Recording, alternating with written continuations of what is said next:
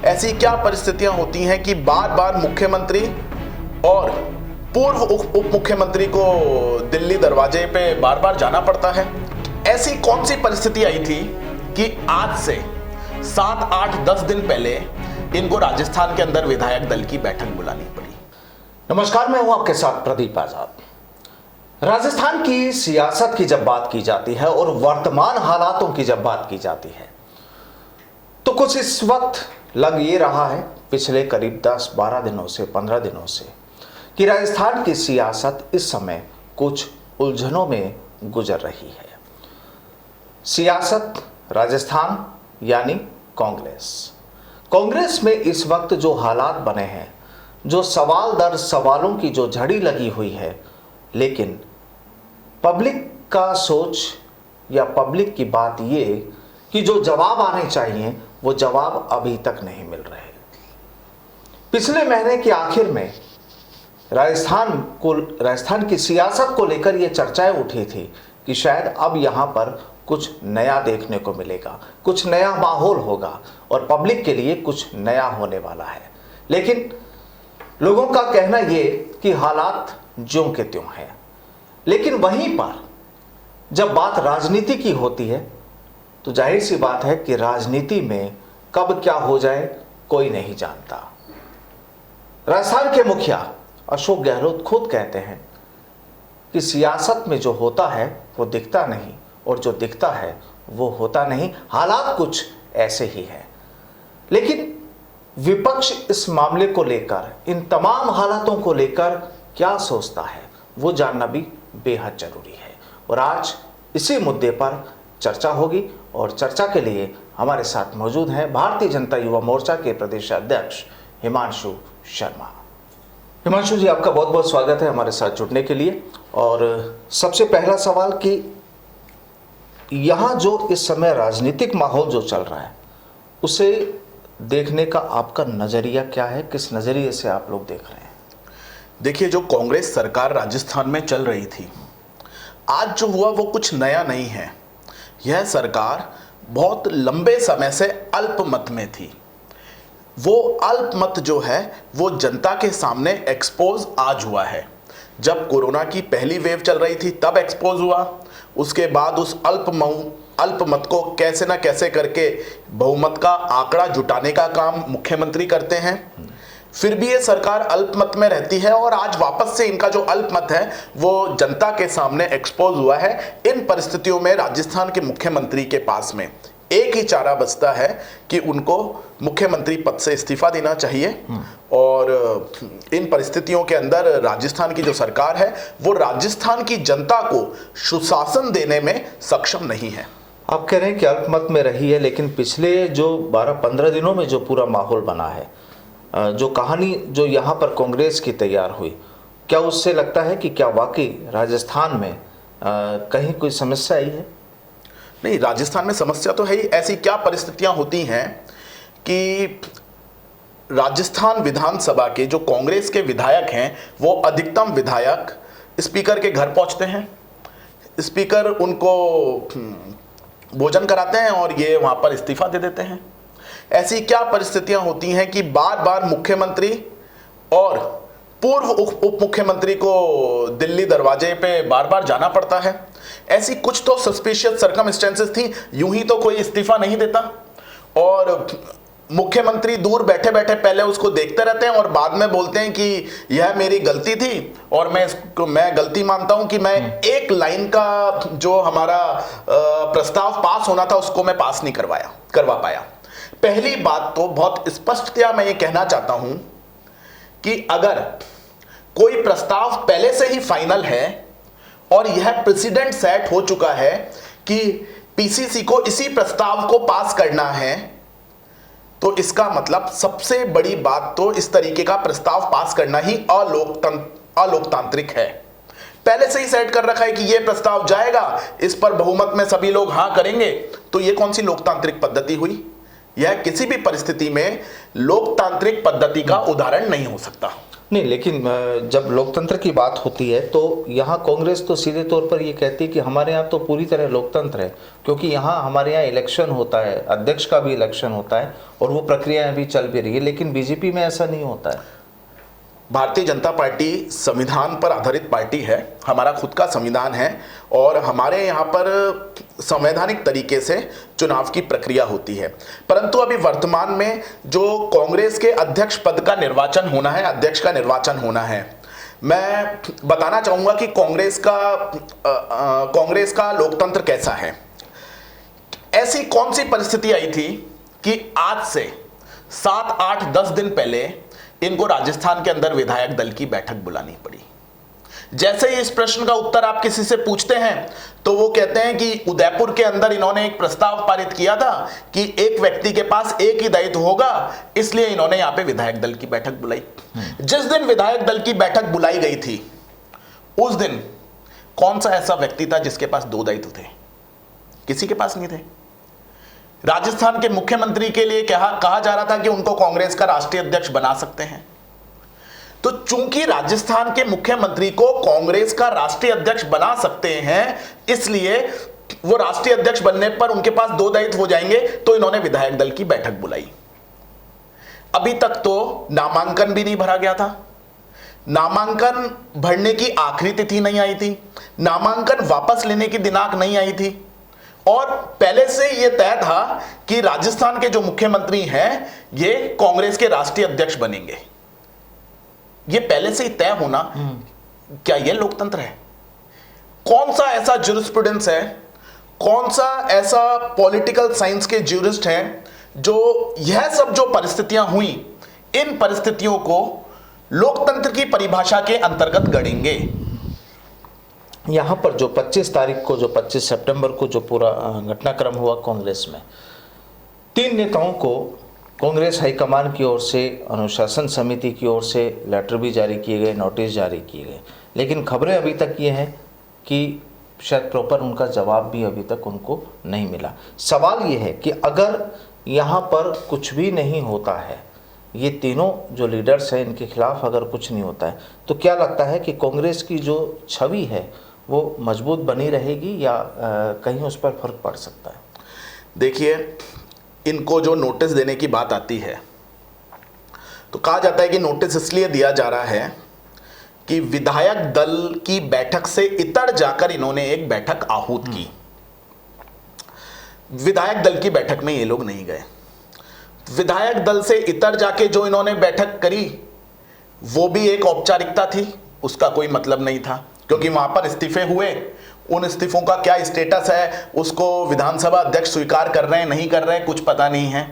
उनके इस्तीफा देने के बावजूद वो मंत्री भी थे, उनमें कई वो मंत्री आज भी सचिवालय के अंदर अपना काम कर रहे हैं। जो विधायक दल की बैठक होनी थी, उस विधायक दल की बैठक में एक प्रस्ताव पारित होना था जो पहले से ही तय था, तो वो भी एक औपचारिकता थी कि एक प्रस्ताव है कि हम हमारे सारे अधिकार जो हैं वो आला कमान को सौंपते हैं, तो वहां पर भी कुछ और बोलने की संभावना नहीं थी, वो भी एक औपचारिकता थी।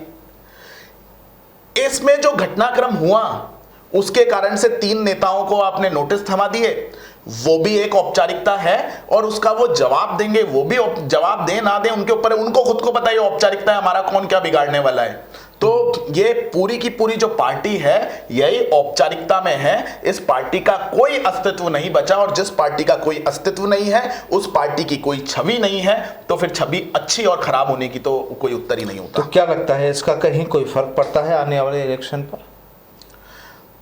राजस्थान की जनता जो है वो ये बात देख चुकी है कि जो राजनीतिक संगठन अपने पैरों पर खड़ा होने लायक नहीं है, जिस राजनीतिक संगठन में इस प्रकार के लड़ाई झगड़े अंदर हैं, जिस राजनीतिक संगठन की लोकतांत्रिक व्यवस्था जो है वो ही अलोकतांत्रिक है, उस परिस्थिति में ऐसा राजनीतिक संगठन प्रदेश को चलाने में सक्षम नहीं है। और आने वाले चुनाव की तो दूर की बात है, मुझको लगता है इस सरकार को यह जो इनका बचा हुआ कार्यकाल है इसको पूरा करने में ही बहुत जोर आ रहा है।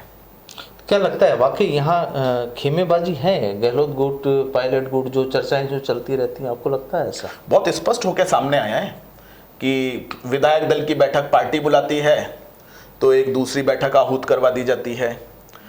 उसमें मुख्यमंत्री उसको जैसलमेर से बैठकर वो सारा तमाशा देखते हैं। उसके बाद मुख्यमंत्री दिल्ली चले जाते हैं और दिल्ली जाकर माफ़ी मांग लेते हैं। माफ़ी मांगते हैं, प्रेस के अंदर आते हैं तो वहाँ के पेपर लीक हो रहे थे। अब कांग्रेस का भी पेपर लीक हो जाता है कि उसमें जो जो उन्होंने बुलेट पॉइंट्स बना रखे थे वो लोगों के बीच में आ जाता है, उसमें किस तरीके की बातें उन्होंने लिख रखी थी। तो ये जो सारी परिस्थितियां हैं यह दर्शाती हैं कि कांग्रेस में कुछ भी ठीक नहीं है। तो क्या लगता आने वाले वक्त में क्या लगता है? भारतीय जनता पार्टी बहुत प्रचंड बहुमत के साथ सरकार बनाने वाली है और आप देखेंगे पिछले कुछ सालों की जो परिस्थितियां हैं, 2014 के बाद से भारतीय जनता पार्टी एक जो पहले एंटी इनकम्बेंसी देश के अंदर भी हुआ करती थी, प्रदेश में भी हुआ करती थी, अब भारतीय जनता पार्टी ने पूरे देश को प्रो इनकम्बेंसी क्या होता है ये दिखाने का काम किया है। आप देखिए उत्तराखंड में हम लोग बहुत अच्छे बहुमत के साथ, एक अच्छे मार्जिन के साथ, अच्छे बहुमत के साथ हम वापस से सरकार बनाते हैं सुशासन के दम पर। हम उत्तर प्रदेश में हम लोग वापस से सरकार बना के आते हैं, हमारी सरकार चलती भी है और अगली बार जब चुनाव होते हैं तो हम और अच्छे बहुमत के साथ सरकार बनाकर आते हैं। जनता का विश्वास भारतीय जनता पार्टी के अंदर बढ़ रहा है। भारतीय जनता पार्टी अनंत विजय की दिशा के अंदर आगे बढ़ रही है। क्या लगता है कि जैसे लोग चर्चाएं करते हैं कि राजस्थान में विकास नहीं हो रहा, विकास तो यहाँ काफ़ी हो रहा है, समिट भी यहाँ पर चल रहे हैं, हाल ही में एलिवेटेड रोड का भी लोकार्पण हुआ है, तमाम और भी प्रोजेक्ट्स काफ़ी चल रहे हैं, तो फिर ये आरोप क्यों? देखिए जो समिट है, एमओयू साइन होना और एमओयू का क्रियान्वयन होना दोनों में बहुत ज़्यादा अंतर होता है। इनमें कितना क्रियान्वयन होता है ये आने वाला समय बताएगा, परंतु मैं आज बहुत सेलेक्टिव पॉलिटिक्स क्या होती है ये आपके माध्यम से आपके चैनल के दर्शकों के सामने रखना चाहूँगा। आज देश के एक बड़े व्यापारी अडानी जी राजस्थान के अंदर आए। भारतीय जनता पार्टी के नेताओं को बार बार क्रिटिसाइज किया जाता था कि, और उनके सोशल मीडिया हैंडल से किया जाता था, उनके वेरीफाइड सोशल मीडिया हैंडल से किया जाता था कि अडानी जी क्यों हमारे केंद्र सरकार के नेताओं के और माननीय प्रधानमंत्री जी के साथ बार बार दिखते हैं। मैं पर्सनली अडानी जी राजस्थान आए हैं, मेरे को लगता है कि राजस्थान के अंदर सारे व्यापारी आए और राजस्थान के अंदर एक अच्छा उद्योग की दृष्टि से राजस्थान केंद्र बने, ये अच्छी बात है, बनना भी चाहिए। कांग्रेस की एक सेलेक्टिव पॉलिटिक्स में आपको बताता हूं कि जब वो भारतीय जनता पार्टी के नेताओं के साथ दिखते हैं तो आप क्रिटिसाइज करते हो, आज वो यहां के मंच पर आए फिर क्या? इस तरीके की राजनीति नहीं होनी चाहिए। अगर कोई भी देश, किसी भी प्रदेश के अंदर ज्यादा उद्योग लगते हैं तो मेरे को लगता है कि यह प्रदेश की जनता के लिए भी अच्छा है, देश की जनता के लिए भी अच्छा है, ज़्यादा एम्प्लॉयमेंट हम जनरेट कर पाएंगे। सकारात्मक राजनीति की दिशा में हम कब बढ़ पाएंगे इस पर हमें विचार करना चाहिए। आज जिस तरीके से वो समिट हुई उसके माध्यम से कांग्रेस राजनीति जिस तरीके से करती है, झूठी राजनीति करती है, झूठे तथ्यों को पेश करती है, लोगों को भ्रम की स्थिति में डालने का प्रयास करती है, वो सारी चीजें जनता के सामने एक्सपोज हुई हैं। राहुल गांधी की जो भारत जोड़ो यात्रा जो चल रही है, इस पर क्या कहेंगे? यह भारत को जोड़ने की यात्रा नहीं है, भारत पहले से ही जुड़ा हुआ है, राहुल गांधी जी के संज्ञान में नहीं है। हो सकता है उन्होंने भारत को बहुत अच्छे तरीके से देखा नहीं है इसलिए, परंतु भारत जो है वो एक देश है, भारतवासियों के अंदर एकता है, अलग अलग ऋतुएं हैं, अलग अलग खान पान है, अलग अलग बोलियां हैं, अलग अलग भाषाएं हैं, उसके बाद भी कश्मीर से लेकर कन्याकुमारी तक भारत का प्रत्येक नागरिक एक है। अगर इनको भारत जोड़ने की बात में, इनकी भारत जोड़ने की बात में इतना ही दम था तो जिस दिन 370 को भारत के संविधान से हटाया और कश्मीर जो था वो जो एक ऑब्स्टेकल 370 का आता था कश्मीर के विकास में, उस दिन इन्होंने संसद में मगरमच्छ के आंसू क्यों रोए थे? ये उस दिन खड़े होकर क्यों नहीं कह सकते थे कि हाँ आज जो 370 का ऑब्स्टेकल हटा है, आज भारत के अंदर एक बहुत बड़ी उपलब्धि हुई है और हम सब एक हैं। इस तरीके की यात्रा करना, और मेरे को लगता है कि देश की अखंडता को, देश की एकता को इन दोनों विषयों पर राजनीति करना अच्छा नहीं है। लेकिन आपने देखा होगा कि कल इन्होंने राजस्थान के अंदर भी एक मार्ग, जयपुर के अंदर एक जो बिल्कुल मेन सिटी के अंदर रोड बना है, उसका नाम भारत जोड़ो मार्ग रखा है। वो भारत जोड़ो मार्ग रखने का कारण जो है वो मैं बहुत स्पष्टतया कह देना चाहता हूं कि ये एक ऐसा नैरेटिव सेट करना चाहते हैं कि भारत अभी जुड़ा हुआ नहीं है।